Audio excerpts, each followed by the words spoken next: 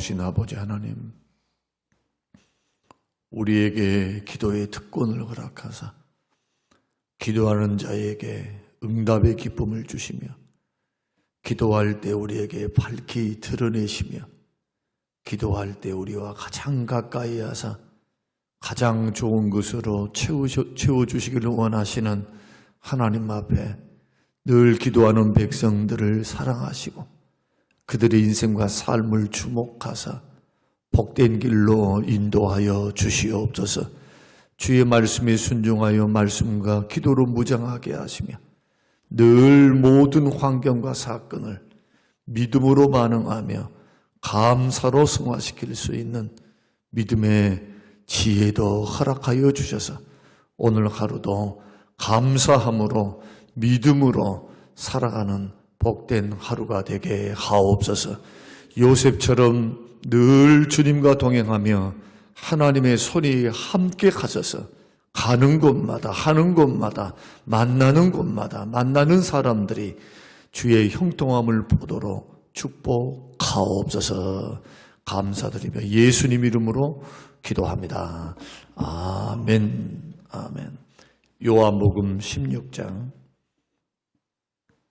16절에서 32절 조금 깁니다마는 하나님 말씀 잘 받들어서 함께 우리 합독하시겠습니다. 조금 있으면 너희가 나를 보지 못하겠고 또 조금 있으면 나를 보리라 하시니 제자 중에서 서로 말하되 우리에게 말씀하신 바 조금 있으면 나를 보지 못하겠고 또 조금 있으면 나를 보리라 하시며 또 내가 아버지께로 감이라 하신 것이 무슨 말씀이냐 하고 또 말하되 조금 있으면 이라 하신 말씀이 무슨 말씀이냐 무엇을 말씀하시는지 알지 못하노라 하거늘 예수께서 그 묻고자 함을 아시고 이르시되 내 말이 조금 있으면 나를 보지 못하겠고 또 조금 있으면 나를 보리라 하므로 서로 문의하느냐. 내가 진실로 진실로 너희에게 이르노니 너희는 곡하고 애통하겠으나 세상은 기뻐하리라. 너희는 근심하겠으나 너희 근심이 도리어 기쁨이 되리라. 여자가 해산하게 되면 그 때가 이르렀으므로 근심하나 아기를 낳으면 세상에 사람 난 기쁨으로 말미암아 그 고통을 다시 기억하지 아니하느니라. 지금은 너희가 근심하나 내가 다시 너희를 보리니 너희 마음이 기쁠 것이요 너희 기쁨을 빼앗을 자가 없으리라. 그날에는 너희가 아무것도 내게 묻지 아니하리라.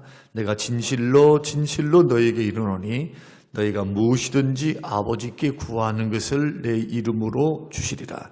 지금까지는 너희가 내 이름으로 아무것도 구하지 아니하였으나 구하라 그리하면 받으리니 너희 기쁨이 충만하리라.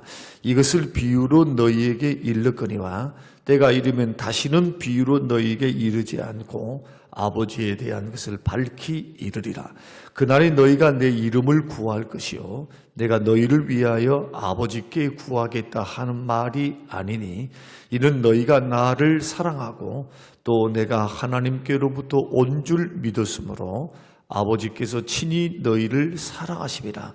내가 아버지에게서 나와 세상에 왔고 다시 세상을 떠나 아버지께로 가노라 하시니 제자들이 말하되 지금은 밝히 말씀하시고 아무 비유로도 하지 아니하시니 우리가 지금에야 주께서 모든 것을 아시고 또 사람의 물음을 기다리시지 않는 줄 아나이다.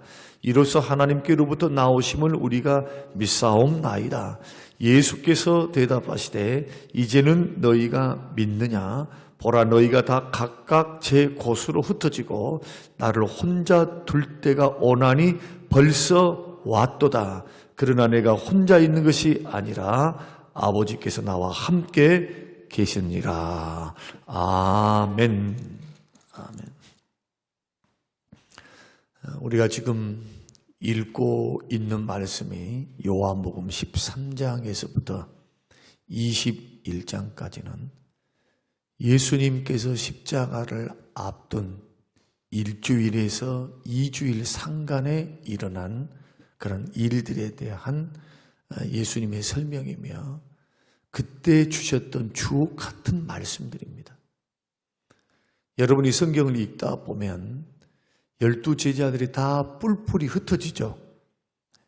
겟세마네 동산에서 예수님께서 검과 몽치를 들고 온 대제사장들의 하속들, 그들에 의해서 붙잡히실 때 12 제자 가운데 10제자는 다 도망가 버립니다.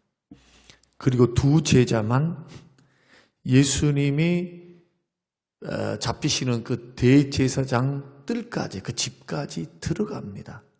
그 둘 중에 한 사람이 여러분 아시는 베드로고 또 한 사람이 사도 요한입니다.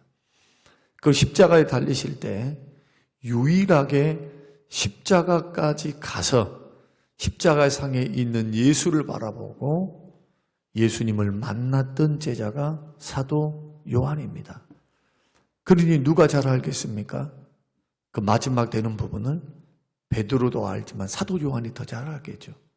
사도 요한은 끝까지 떠나지 않았습니다. 그리고 예수님의 유언을 따라서 마리아를 자신의 어머니로 삼고 돌아가실 때까지 섬겨요.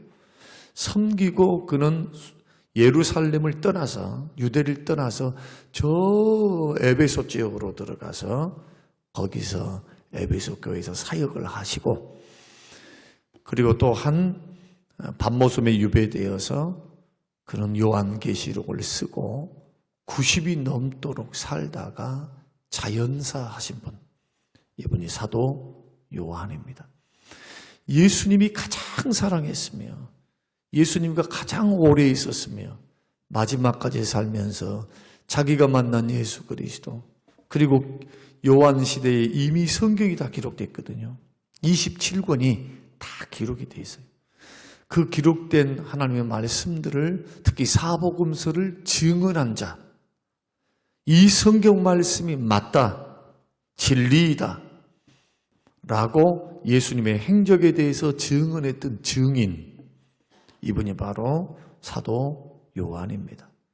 오늘 우리가 읽어가는 말씀들은 다 유언적 성격입니다. 성격이 그냥 편안할 때 주시는 말씀이 아니고 십자가를 바로 앞에 두고 내가 지금 죽어야 되고 내가 떠나야 되고, 만약에 여러분과 제가 자식들을 남기고 1주일, 2주일 상간에 내가 죽음을 내가 안다면, 죽을 것을 깨닫는다면 무슨 말씀을 남기기를 원하십니까? 그런 심정으로 우리 주님께서 지금 하시는 말씀을 우리가 읽고 듣고 해석을, 강의를 해나가면서 우리는 많은 감동도 받고, 예수님의 심정이 이런 심정이었구나, 예수님의 마음이 이런 마음이었구나, 이것을 우리가 비로소 깨달을 수가 있는 겁니다. 예수님은 믿음이 어린 제자들, 끝까지 믿지 못하고 예수님이 그렇게 많은 말씀들을 전파했어도 그들이 가지고 있었던 메시아관, 메시아는 죽지 않고 영원히 살면서 이 땅에 다윗의 후손으로 와서 경제적, 정치적 독립을 이룰 그러한 이 땅에 하나님의 나라를 건설할 그러한 메시아로 믿고 있었습니다. 메시아는, 그들이 믿는 메시아는 죽지 않습니다. 영원히 사는 존재입니다. 어떻게 죽습니까? 질 수가 없는데, 붙잡힐 수가 없는데. 그런 그 당시에 로마의 지배하에 살고 있었기 때문에 그들의 소망이, 그들의 희망이 성경에 투영되어서 하루속히 바벨론에서, 페르시아에서, 헬라로, 그 다음에 로마로, 이 4대 열강의 강국에 의해서 몇 년 동안 지금 이들이 압제를 받고 삽니까? 놀랍지 않습니까? 수백 년 동안 이들은 압제를 당하면서 독립된 나라를 갖지를 못했습니다. BC 586년 바벨론의 포로로 잡히고 멸망당한 후로부터 예수님이 이 땅에 오신 그 어간까지 약 600년, 700년이죠. 600년 어간 동안에 그들은 독립을 이룰 수 없었어요. 식민지로 살고 늘 지시받고 살고 착취당하고 살고. 그랬으니 여러분 생각해 보십시오. 독립에 대한 열망들이 얼마나 강했겠습니까? 그런 그들의 희망과 소망이 섞여서 성경을 읽을 때 그 희망만 가지고 성경을 읽어나가는 겁니다. 그러니 왜곡될 수밖에 없겠죠. 마치 이것과 같습니다. 1970년도 후반 80년도 민주화 운동이 막 꽃을 피울 때 민주화 운동, 대한민국의 민주화 운동의 바탕을 둬서 그때 유행했던 신학이 어떤 신학이냐? 해방신학이라고 들어보셨죠? 해방신학. 공산주의의 이론을 받아들이고 공산주의도 성경을 기반으로 해서 세워진 주의입니다. 성경에 있는 사도행전 2장에 있는 그 말씀들을 이상적인 공동체로 생각하면서 이 땅에 이러한 나라를 세우자. 하나님 나라가 아니라 모두가 평등하게 잘 먹고 잘 사는 나라. 여기에서부터 사회주의 운동이 일어났고 사회주의 운동이 공산주의로 변질돼 버린 거죠. 결국은 사단의 운동이며 이것은 하나님 말씀을 통해서 시작됐다고 하지만 여기서 칼 막스가 여기서부터 다 말씀에서부터 그 국가 자체가 기독교 국가이니까 사상의 기반을 두고 시작했지만 결과론적으로는 어떻게 변질됩니까? 예수 이름을 들먹거리고 하나님 말씀을 운운하면서 변질돼 버리는 거예요. 변질. 그러면 청교도 시대 때를 한번 생각해 보면 미국으로 청교도가 이전을 하고 미국이 세워졌습니다. 미국이 세워졌음에도 불구하고 어떻게 합니까? 미국 사람들은 흑인 노예들, 유럽 사회가 했던 것처럼 그 광활한 미국 땅의 목화 재배를 위해서 흑인들을 노예로 사고 파는 일들을 자행을 했습니다. 그때도 무슨 명분이었습니까? 창세기 명분이었습니다. 창세기. 노아의 아들 가운데 함. 그 노아의 예언을 그대로 현실에 적용시켜서 이것을 나라의 경제적인 도구로 착취하면서 다 교회에서도 설교를 그렇게 했습니다. 얼마나 무섭습니까? 성경을 이용해 먹은 거예요. 그래서 성경을 통해서 말씀한다라고 할 때 대부분 이단과 잘못된 사람들의 사상이 거기에서부터 출발한다라고 하는 것은 성경을 얼마나 균형적으로 이해를 해야 하는가. 여러분, 성경의 중심은 예수 그리스도십니다. 예수님이에요. 성경의 핵심은 사랑입니다. 이 두 가지 잃어버리면 안 됩니다. 아무리 뭐가 다 좋아도 세상살이 살아가는데 뭐 어쩌습니다 저쩌습니다 그래도 사랑이 아니면 아닌 거예요. 구원이 아니면 아닌 거예요. 예수 그리스도를 드러내는 것, 예수의 영광을 선포하는 것. 그러니까 선교, 전도, 복음 전도, 사랑, 구제도 다 사랑의 일환이죠. 이것이 아니면 아무런 소용이 없는 겁니다. 잘못 믿는 겁니다. 격가지를 믿는 거예요.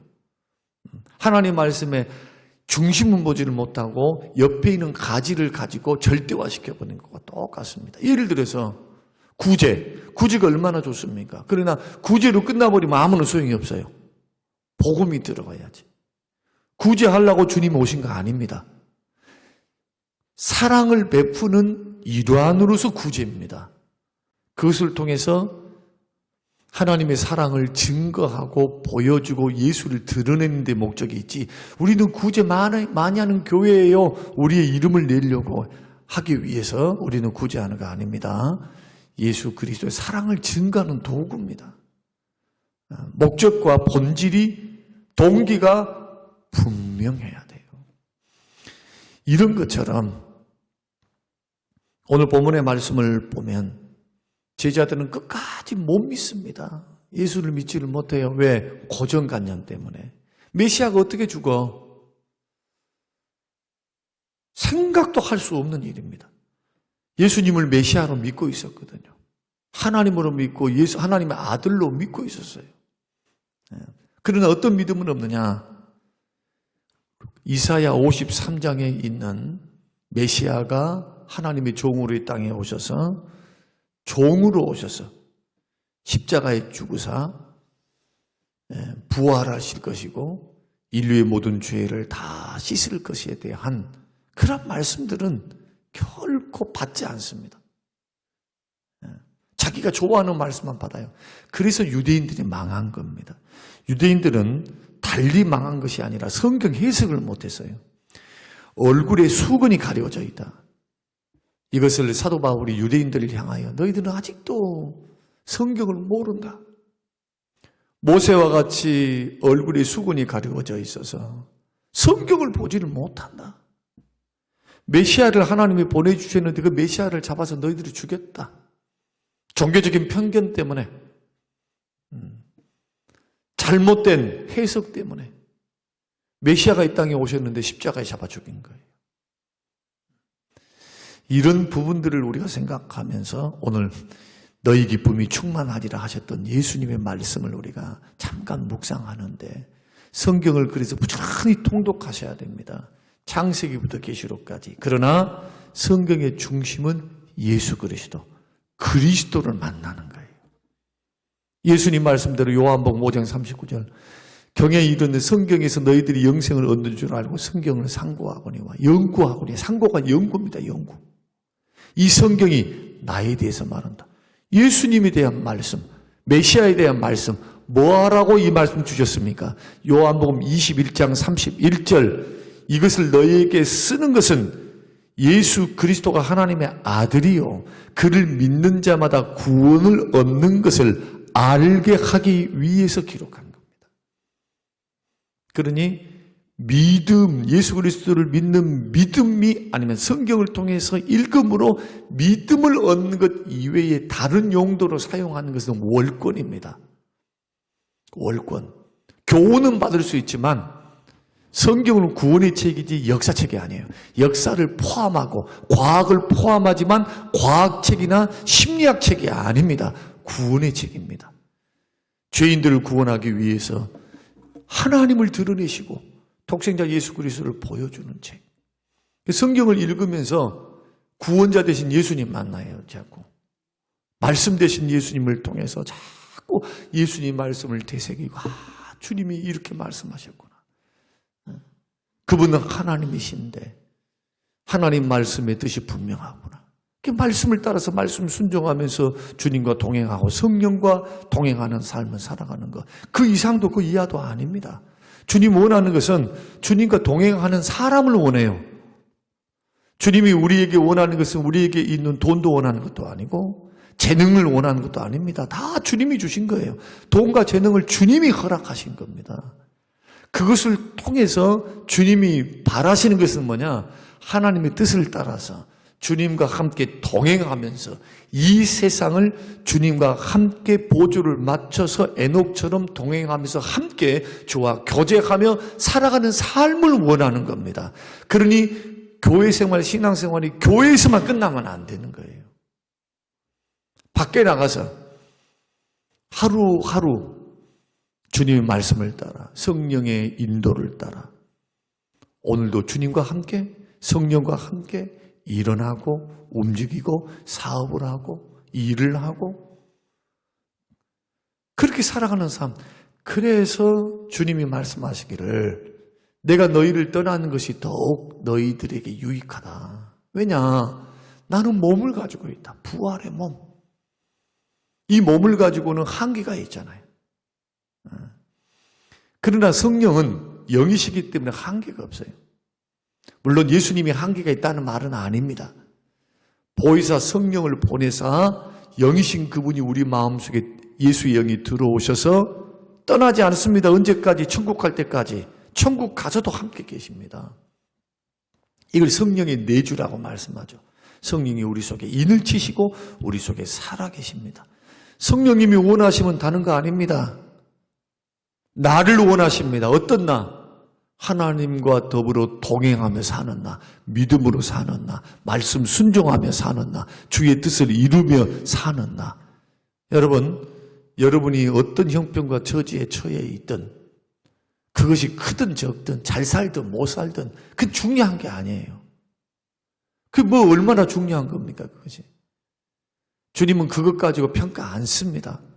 다 주님이 허락하신 건데 중요한 것은 그것을 가지고 나의 시간, 나의 물질, 나의 인생을 가지고 우리들이 어떻게 살아가는가? 하나님 없이 사는가? 믿음으로 살아내는가? 아니면 나는 믿음으로 산다고 하면서 착각하고 있는가? 정말 주님이 나의 삶의 주인 되셔서 머리 되셔서 그 주님의 이끌림을 따라 사는가? 그것을 확인할 수 있는 방법이 성경밖에 더 있습니까? 하나님 말씀. 그 말씀의 원리는 믿음의 원리, 사랑의 원리입니다. 믿음으로 살아야 하나님이 반응하십니다. 믿음으로 반응한 곳에 하나님이 역사하십니다. 어떤 믿음? 말씀을 믿는 믿음, 하나님을 믿는 믿음. 거기에 사랑으로 믿음을 순종하고 실천할 때 하나님 사랑하니까 계명을 지키고 이웃을 사랑하니까 이웃 계명을 지키면서 살아가니까 여기에 하나님은 우리의 삶을 복되다 하시고 우리 삶이 자 오늘 이 말씀을 여러분이 들으시고 가실 때 저도 마찬가지고 하나님 앞에 우리 삶을 다 계산합니다. 하나님 앞에서. 왜 사람들이 그렇게 대놓고 죄를 지을까요? 예수 믿는 사람들이. 저는 깜짝깜짝 놀랄 때가 있어요. 어떨 때는 놀라느냐. 교회를 마귀 운동장으로 만들어 놓고 그렇게 하면서도 회개할 줄은 몰라요.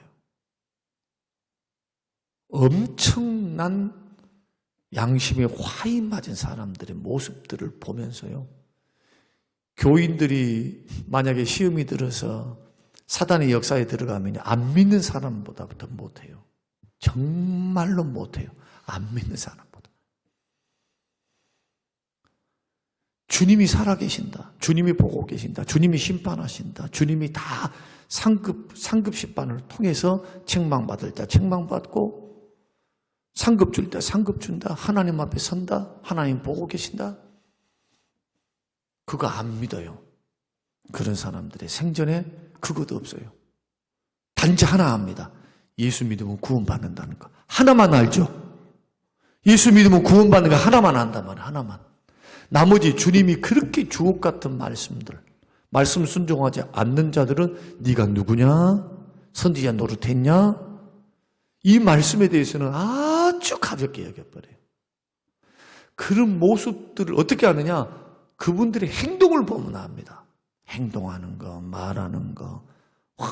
죄가 드러나는데도 회개하면서 자중하면서 하나님 앞에 나아가는 것이 아니라 오히려 더 강박해져서 그런 길을 걸어가는 모습들을 보면은 제자들과 다를 바가 하나도 없어요. 어떤 의미에서 자기들이 믿고 싶은 것만 믿으니까 하나님이 지금 살아계신다. 두세 사람 모인 곳에 계신다. 하나님이 아니 계신 곳이 없다. 하나님은 온 우주에 충만하시다. 우리는 하나님의 눈을 벗어날 수 없다. 지구 끝에 가도 주님 계시고 땅 끝에도 주가 계시고 우주 끝에도 주가 계시고 주가 아니 계신 것이 없어요. 사실은 하나님 앞에서 우리는 벌거벗은 것처럼 생각도 삶도 계획도 마음도 행동도 벌거벗은 것처럼 불꽃 같은 눈으로 보고 계시는 주님 앞에 서 있는 겁니다. 하나님 앞에 서 있어야 돼요. 하나님 앞에서. 목사도 마찬가지. 어떤 일들을 할 때 사람들만 없으면 좌우로 살펴서 사람이 없네? 하고 끝나버리면 안 된다는 거예요. 좌우가 아니라 24시간 우리 일생에 우리를 보고 계시고 알고 계시는 분이 계시다는 거예요. 내 안에 계신 성령님은 아시잖아요. 전능하시니까. 전지하시니까. 오늘 이 부분을 생각하시면서 저와 여러분들이 이 제자들의 길 그리고 유대인들의 길을 걸어가서는 안 된다. 성경을 66권 말씀을 전체를 가지고 해석을 해야 돼요. 하나만 가지만 툭 떼놔버리면 안 돼. 하나님의 말씀이긴 해도 2단으로 가는 첩경이 되는 겁니다. 성경이 뭐라고 말씀하지? 그래서 성경은 성경으로 푸는 거예요. 성경은 성경으로 자꾸 읽으시면서 오늘 은혜를 받기를 원하고, 너희 기쁨이 충만하리라 하는 말씀은 뭐냐? 기도 응답의 축복입니다. 예수님이 너희들은 잠깐 애통하고 고통하고 그렇게 하겠지만 또 잠깐 후에는 기뻐하리라. 이거 뭡니까? 예수님이 십자가에 고난당할 때는 너희들이 곡하고 애통하고 막 눈물 흘리겠지만 내가 부활하고 일어나면 너희들은 기뻐하리라. 그 기쁨을 빼앗아갈 자가 한 사람 없다. 그러면서 주님이 그 기쁨 말미에 뭐라고 말씀하느냐? 너희들이 구하면 내가 응답하리니 너희 기쁨이 충만하리라. 기도 응답의 축복을 말씀하셨습니다. 여러분, 부활하신 주님을 만나고 인격적인 주님, 살아계신 주님을 체험할 수 있는 최고의 방법이 뭐냐? 기도입니다. 말씀과 기도, 그 기도도 기도의 응답입니다. 이번에 우리 교육위원회와 장로님들이 식사를 하면서 이런저런 이야기를 하시는데, 우리 김성복 장로님께서 옆에 있는 젊은 안수 집사님들에게, 안수 집사님도 주변에 있는 분들에게, 몇 분에게 하시는 말씀이 너무나 지혜롭다. 정말 이것은 체험에서 나오는 말씀이다 하는 것을 듣고 제가 은혜도 받았는데, 그 내용은 이겁니다. 일상생활 속에서 응답되는 것, 적은 응답이든 큰 응답이든 기도를 통해서 받은 것들을 헤아려 보라는 겁니다.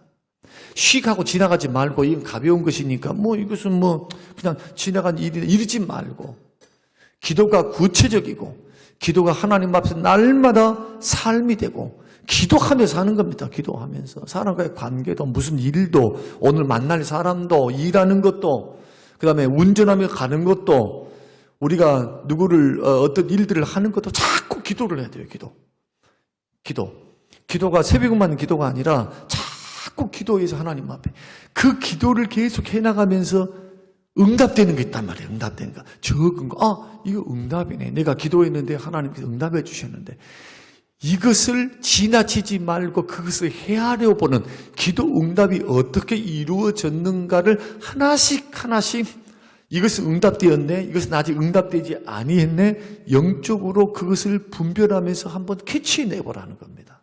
그러면 일상생활 속에서 무수한 응답을 받고 살고 있음을, 하나님께 인도하고 있음을 깨닫게 되려는 겁니다. 그러나 이것을 그냥 쉽게 생각하고 내 삶은 삶으로 바쁘니까 삶으로 지나가 버려, 이런 사람들은 기도 응답을 하나님이 줬음에도 불구하고 그 기도가 기도 응답인지 은혜인지를 모른다는 거예요. 얼마나 지혜롭습니까? 본인이 그렇게 살고 있는 겁니다. 기도는 큰 것만 기도한 거 아닙니다. 하나님이 때 하나님 방법으로 응답하시지만 날마다의 삶 속에 우리의 기도를 하나님 들으시고 응답하십니다. 그 응답을 잡아내야 돼요. 그리고 기도는 심는 겁니다. 부지런히 심으십시오. 사소한 것이라도 심어보세요. 하나님과 동행하는 거니까. 그런 응답의 기쁨을 누리는 것, 그 기쁨이 충만하리라. 응답의 기쁨. 내 이름으로 구하라. 주님이 부활 승천하시면서 주님과 만날 수 있는 방법 2가지 주셨어요. 하나는 주의 말씀, 내 안에 계신 성령께서 우리를 진리 가운데 인도한다. 말씀을 깨닫게 한다. 말씀을 읽고 들을 때 말씀을 생각나게 하사 예수님을 알게 하신다. 만나게 한다. 2번째는 기도를 통해서 우리 마음속에 세상이 줄 수 없는 그 기쁨, 응답의 기쁨. 주가 살아계시구나, 주가 역사하시는구나. 그 응답의 기쁨을 누리게 되면 믿음도 성장해지고 신앙이 강해져요. 체험되니까 주님이 살아계시는데, 이런 믿음의 확신 속에서 걸어갈 수가 있다. 저와 여러분이 오늘 이 두 가지 길게 설명드렸습니다만은, 성경에 대한 거 절대로 한쪽으로만 보지 말고 성경 66권을 생명의 말씀으로 알고 이런 지혜를 달라고 성령께 기도하십시오. 그러면서도 기도 응답의 기쁨을 누리는 우리 모두가 되시기를 주의 이름으로 축복합니다. 고마우신 아버지 하나님 감사합니다. 주님 십자가에 달리시기 전 제자들에게 주셨던 주옥 같은 말씀들을 우리가 제자들이 되어서 그 삶의 현장에 주님 저희들이 함께 동참함으로 주님 두렵고 떨림으로 주의 말씀을 받습니다. 하나님 이 말씀 앞에 우리 바로 서게 하여 주시옵소서. 날마다의 삶이 기도로 시작하여 기도로 마무리하도록 기도의 사람, 기도 응답의 축복이 차고 넘쳐서 하나님을 귀로만 듣는 것이 아니라 이제는 삶으로 체험하는 놀라운 축복과 기쁨을 누리게 하옵소서. 감사드리며 예수님 이름으로 기도합니다. 아멘.